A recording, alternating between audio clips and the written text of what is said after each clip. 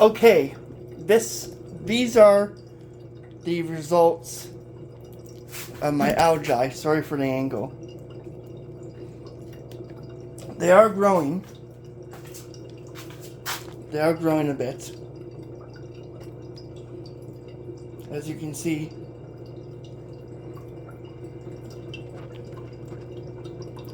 As you can see from those two bottles, the tubes are bigger, and as a result, the algae are growing faster. But would this work to scale up to scrub mold from solution? The answer is no. Why wouldn't that work? Well, because mold grows. Every mold spore will grow at 10 to 20 minutes, where algae grows about 40 to 60 minutes with proper light setting. So it'd be too fast an environmental setting at any rate, even without to grow the algae to consume and to scrub down mold and other stuff. But does that mean that this wouldn't work if you had $1 million or $500,000 lab and you could detect the amount of you could pump in with air or a bunch of gas bubblers like this, sulfur dioxide, other poisonous gases, and then have a tubing system to vent the gas to each of your algae tubes, providing it resists the poisonous gas or corrosive. And then what you could do is you with algae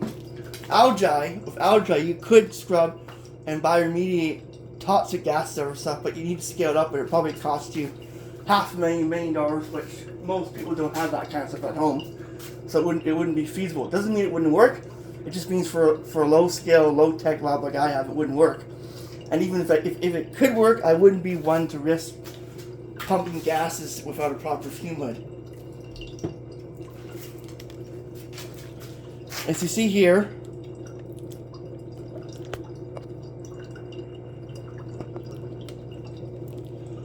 these are sticks of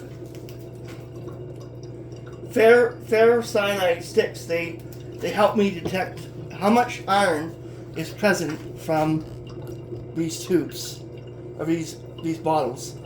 And as you can also tell, I have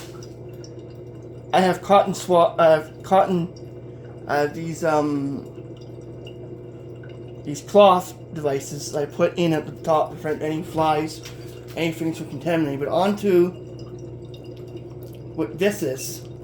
These sticks contain 30 grams potassium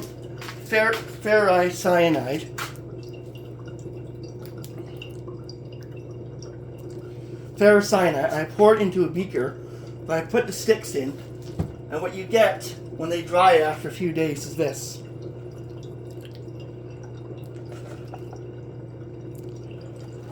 And you need to purify them by putting in gels to remove the moisture, because then they could break apart and become with high humidity they could leach the chemical, then it wouldn't work. But the reason why I have these sticks is because this solution right here, I had to add extra iron ammonia sulfite because the lye in the air on the sodium formant reacted with it to produce iron 2 hydroxide, sodium sulfite, and a few other stuff like that, and it broke it down. So I need to add about 2 grams extra to it. But now the solution is fine. So what I'm doing now is, if you're taking samples